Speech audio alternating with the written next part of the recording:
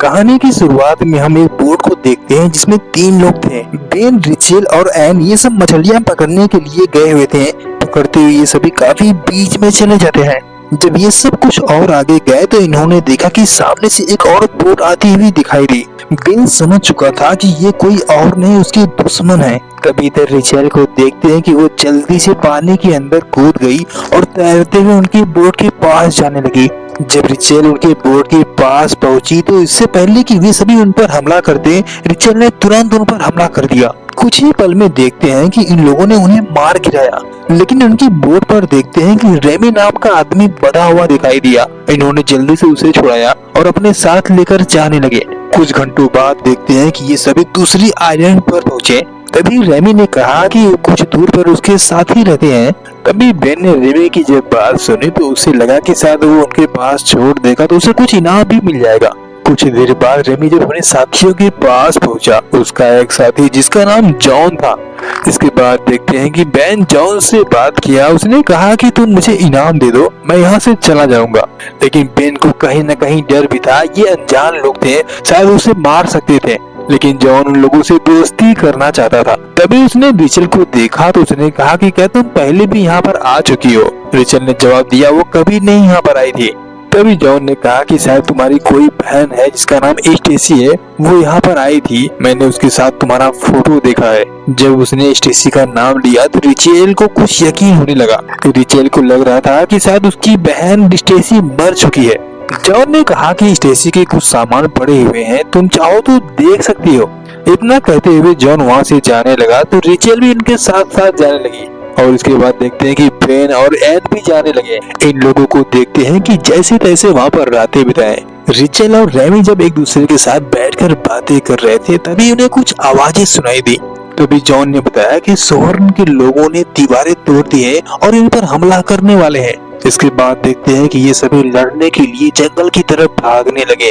इधर रिचेल और रेमी यहीं पर रुक गए। जब ये लोग सॉन के लोगों से लड़ने के लिए गए तो इन्होंने देखा कि सामने से कई ज़ॉम्बी इनकी तरफ आते हुए दिखाई दिए। देखते हैं कि इन लोगों ने कुछ ज़ॉम्बियों को तो मार गिराया। कुछ देर बाद इन लोगों ने देखा कि वे बहुत सारे थे।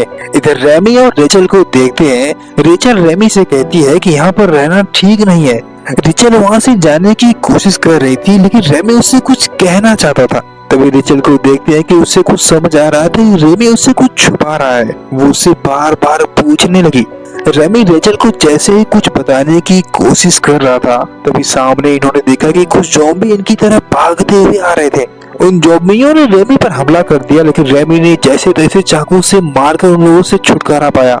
इसके बाद रेमी ने रिचेल से बताया कि इस आइलैंड पे स्वर्ण के लोगों का, यानी कि इस आइलैंड पर पूरी तरह ज़ॉम्बी ही रहते हैं और हम लोग उनके बीच में रहते हैं। उन लोगों से बस तुम ही बचा सकती हो, क्योंकि तुम्हारी बहन स्टेसी किडनैप नहीं हुई है। स्टेसी ग्रेनर की पत्नी बन चुकी है और उसका बच्चा उसकी पेट में पल रहा है।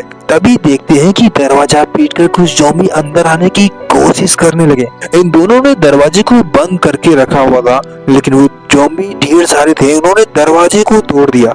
इसके बाद उन्होंने उन दोनों पर हमला कर दिया। उन्होंने रेमी को तुरंत मार डाला। इसके बाद उन्होंने रिचेल पर हमला करने की कोशिश की तो वो तुरंत मौका देखकर अपनी जान बचाकर वहाँ से भागने लगी।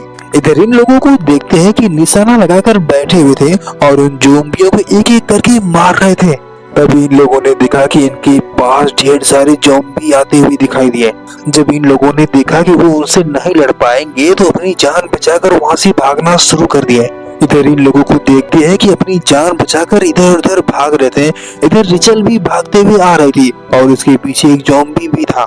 रिचेल भागते हुए सीधा पानी में कूद गई तो ज़ॉम्बी भी उसे मारने के लिए पानी में कूद गया। रिचेल ने मौका देखते ही चाकू से उस पर हमला किया और उसे मार दिया। इसके बाद इधर देखते हैं कि एन की पीठ पे एक ज़ॉम्बी काट लेता है। अब उसके पास सिर्फ 24 घंटे बचे हुए थे। अगर उसने सही समय पे अपना इलाज नहीं करवाया तो वह एक ज़ॉम्बी में बदल जाएगी। तभी बेन को मौका मिलते ही उसने गुस्से में ज़ॉम्बी को तुरंत मार डाला। इसके बाद देखते हैं कि सभी लोग एक साथ इकट्ठा हुए थे।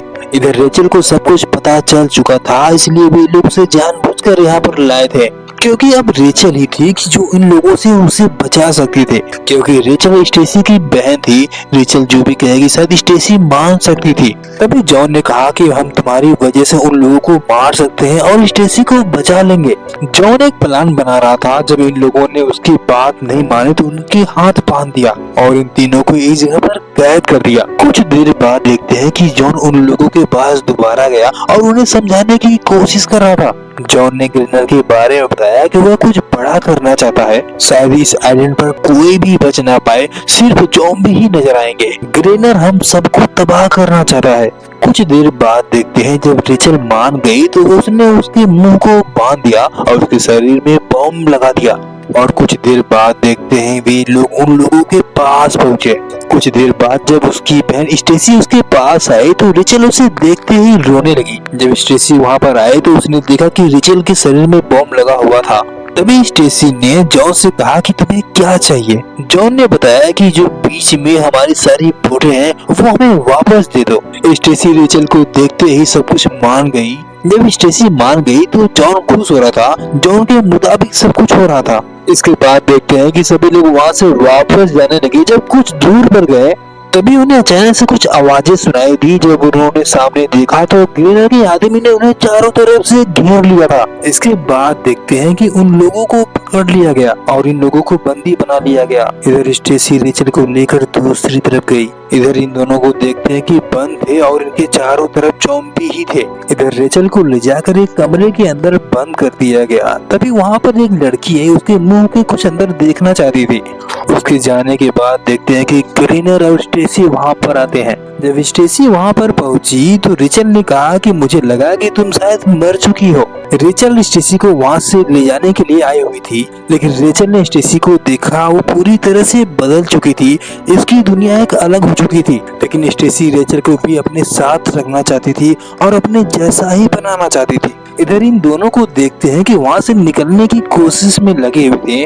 तभी एन की नजर एक चाबी पर पड़ी। एन को जैसे ही मौका मिला उसने तुरंत चाबी को अपने पास चुरा लिया। इसके बाद देखते हैं कि वो दोनों वहाँ से जैसे ही निकले और रेचल की तरफ जाना शुरू कर दिए। जब वो दोनों एक गुफा के अंदर गए तो उन्होंने देखा कि वहाँ पर कुछ आदमी मरे हुए थे, लेकिन वो दोनों जैसे तैसे डरते हुए गुफा से बाहर निकले। वो दोनों जंगल के रास्ते से आगे की ओर बढ़ते रहे। ग्रेनर को देखते हैं। ग्रेनर एक ऐसा इंसान था जो अपनी एक अलग दुनिया बनाना चाहता था। उस आइलैंड पर ऐसे कई लोग थे कि जो उसके ही इशारों पर काम कर रहे थे। ग्रेनर उन लोगों से जैसा कहता था वे लोग वैसा ही करते थे। इधर इन दोनों को देखते हैं। जब जैसे ही वे दोनों वहाँ पर पहुंचे तो चोरी चोरी लोगों को मारना शुरू कर दिए। इधर देखते हैं कि जॉन को पूरी तरह से बांधा गया था और उसके शरीर को नोच नोच कर खा रहे थे। इधर स्टेसी को भी देखते हैं कि जॉन के शरीर का एक टुकड़े को उठाया और वो भी खाने लगी और उन लोगों ने रेचल को भी खाने के लिए कहा। रेचल उन लोगों को देखते ही उल्टियां करने लगी। तभी ग्रेनर मांस के टुकड़े को ले जाकर रेचल के पास लेकर गया। उसने उसे जबरदस्ती खिलाने की कोशिश की। तभी स्टेसी ने ग्रेनर को मना किया। जब कुछ देर बाद देखते हैं कि जॉन मर चुका था तो ग्रेनर ने उसके सर में सीधा गोली मार दी। इधर ग्रेनर को देखते हैं कि वो मौत का देवता और देवी का नाम लेकर उसने एक चाकू उठाया और सीधा स्टेसी को दे दिया। उसने कहा कि तुम्हें रेचल का बलिदान देना होगा। इतना सुनते ही स्टेसी पूरी तरह से घबरा गई और वो डरने लगी, लेकिन वो फिर भी ग्रेनर की बातों को इनकार नहीं कर सकती थी और वो ऐसा करने के लिए तैयार हो गई।